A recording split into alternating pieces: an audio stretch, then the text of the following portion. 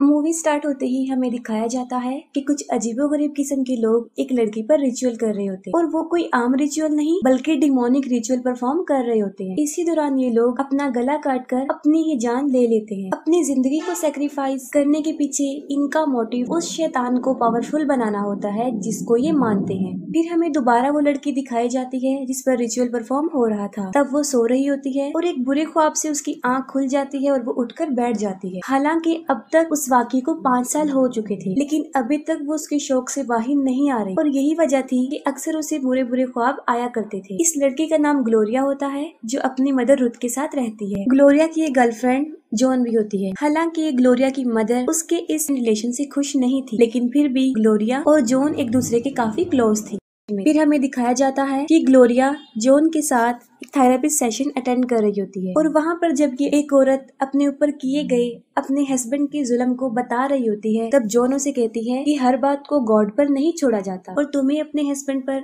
वही जुल्म करना चाहिए और अपना रिवेंज लेना चाहिए। जॉन जो कि नेचर से काफी अग्रेसिव होती है और अपने गुस्से का इजहार करती है। ग्लोरिया और जॉन बेड पर लेटे होते हैं और जॉन उसे उसकी आने वाली एनिवर्सरी का एक नेकलेस गिफ्ट करती है और जॉन ग्लोरिया को उसके घर के पास छोड़कर वापस चली जाती। तभी वहाँ पर ग्लोरिया को एक आदमी किडनैप कर लेता है और जब ग्लोरिया को होश आता है तब वो देखती है कि उसकी वैन में वो जंजीरों से बंधी हुई है। ग्लोरिया किसी तरह अपनी मोबाइल की तरफ बढ़ती है और अपनी मदर को कॉल करती है। इसी दौरान वो किडनैपर ग्लोरिया को देख लेता है और उसे फेंट मेडिसिन से फिर से बेहोश कर देता है। बेहोश होने से पहले ग्लोरिया की चीख उसकी मदर के फोन तक पहुंच जाती। बेहोश होने से पहले ग्लोरिया उस किडनैपर के हाथ पर वही डेमोनिक साइन देख लेती है जो उस डेमोनिक ग्रुप के हर मेंबर के हाथ पर बना हुआ है। वो किडनैपर ग्लोरिया को सिटी से काफी दूर जंगल में एक कैबिन में लेकर जाता है। फिर जॉन उस लोकेशन पर पहुंच जाती है जहां जॉन और ग्लोरिया लोगों को फूड सप्लाई करते। ग्लोरिया वहां पर मौजूद नहीं होती, जिसकी वजह से वो उसकी मदर को कॉल कर देती है। दूसरी तरफ ग्लोरिया की मदर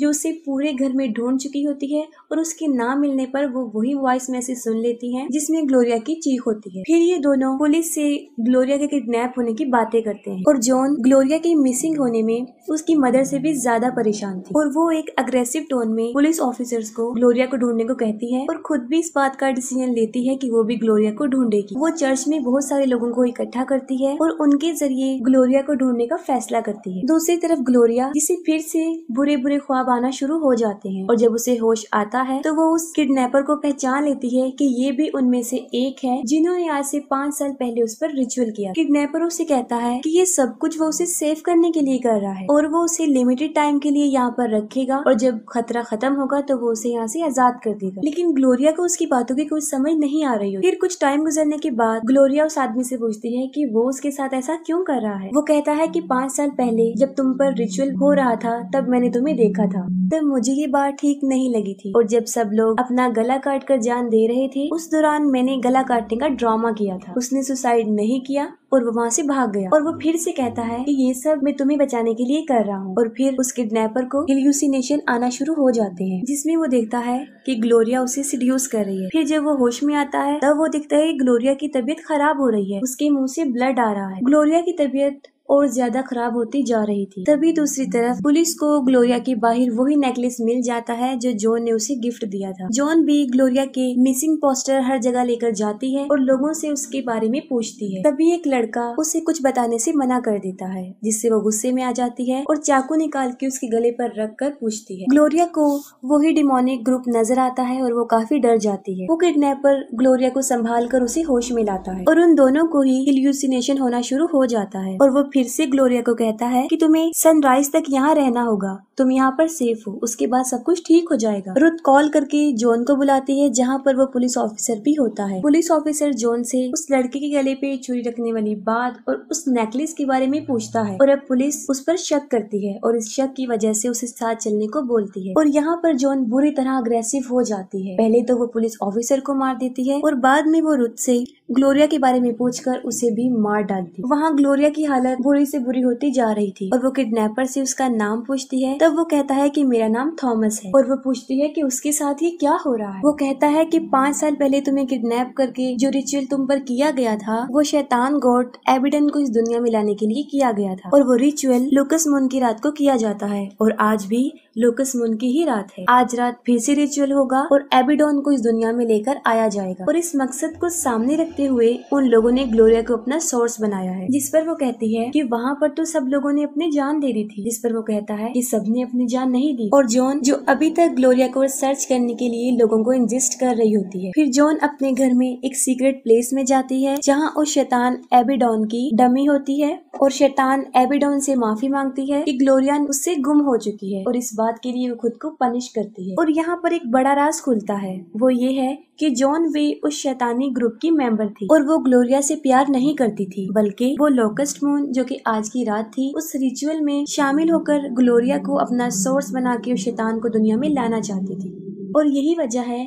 कि वो इतनी दिलचस्पी से ग्लोरिया को ढूंढ रही होती है। ग्लोरिया की बैक में पेन होता है और जब थॉमस देखता है तो वो देखता है कि उसकी बैक में 2 होल बन चुके हैं और ये देखकर वो काफी डर जाता है और वो दूसरी रूम में चाकू लेने जाता है जिससे कि वो ग्लोरिया को मार के इस कहानी को ही खत्म कर। लेकिन ग्लोरिया उसके पास आकर उसे सिड्यूस करती है और वो दोनों एंटीमेट हो जाते हैं और वहीं पर ग्लोरिया एबिडोन में बदल जाती है। एबिडोन को देखकर थॉमस काफी डर जाता है और फिर अचानक से वो देखता है कि वहाँ पर कोई भी नहीं है और इसकी वजह ये है कि जब उस पर रिचुअल किया गया था तभी से शैतानी असर उसके ऊपर मौजूद है और यही वजह है कि ग्लोरिया के अंदर जो शैतान है वो थॉमस को ग्लोरिया को मारने नहीं दे रहा है, क्योंकि ग्लोरिया को तो उन्होंने अपना सोर्स बनाया है जिसकी वजह से एबिडोन इस दुनिया में आएगा। ग्लोरिया उसे कहती है कि मुझे डॉक्टर के पास लेकर जाया जाए। थॉमस उसे कहता है कि नहीं, ये सेफ नहीं होगा। जॉन को पता चलता है कि एक आदमी ने ग्लोरिया के घर के पास एक वैन को देखा था और उस वैन के ड्राइवर के चेहरे पर जलने का निशान था और जिस डायरेक्शन में वो गया है वो उसका भी बता देता। ये सुनकर जॉन फौरन समझ जाती है और वो अपने फ्रेंड के साथ उसी डायरेक्शन में चल पड़ती। ये हकीकत सामने आती है कि थॉमस जॉन का भाई होता है और जिस कैबिन में वो ग्लोरिया को लेकर आता है वो उनका फैमिली कैबिन होता है। ग्लोरिया थॉमस को कहती है कि वो जॉन से मिलना चाहती है, तभी थॉमस उसे सब बातें बता देता है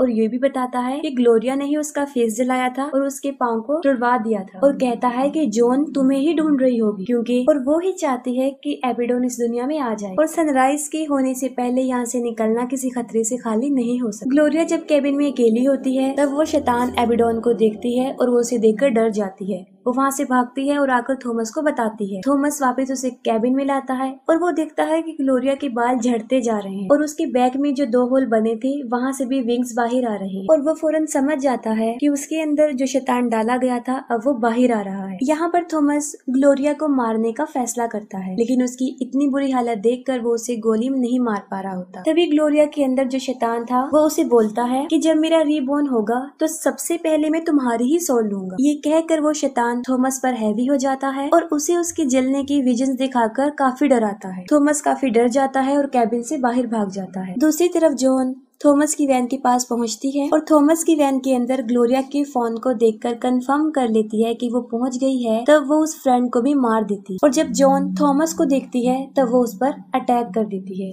जिससे वो बेहोश हो जाता है। फिर वो ग्लोरिया के पास आती है और अपना रिचुअल स्टार्ट कर देती है। ग्लोरिया की हालत काफी बुरी हो चुकी थी और थॉमस को भी होश आ जाता है। थॉमस जॉन को काफी समझाने की कोशिश करता है लेकिन वो उसकी एक भी नहीं सुनती और वो जवाब देती है कि मैं इस बात को फील कर सकती हूँ कि उसका शैतान एबिडोन इस दुनिया में आ रहा है और वो अपने शैतानी वर्ड्स बोलना शुरू कर देती है जिससे सारे शैतानी ग्रुप की सोल्स वहाँ पर पहुँच जाती हैं और जैसे जैसे जॉन मंत्र पढ़ती रहती है वो शैतान स्ट्रॉन्ग होता जाता है और ग्लोरिया पर हैवी होता जाता है। थॉमस दरवाजा तोड़कर जॉन को रोकने के लिए अंदर आता है लेकिन इस बार भी वो शैतान उसके माइंड पर अपना कब्जा करके उसे विजन दिखाता है, लेकिन इस बार थॉमस उसके कंट्रोल से बाहर आ जाता है और एक कुल्हाड़ी से जॉन पर अटैक कर देता है और तभी पर वो ग्लोरिया पर हावी हो जाता है और थॉमस को दूर फेंककर जंजीरों से बांध देता है। सनराइज होने में थोड़ा ही वक्त रह जाता है और थॉमस खुद को आजाद कर लेता है और इसी दौरान जोहन के उस मंत्रों की वजह से और शैतानी सोल्स की वजह से शैतान वहाँ पर आ ही जाता है। थॉमस जॉन को रोकने के लिए उसे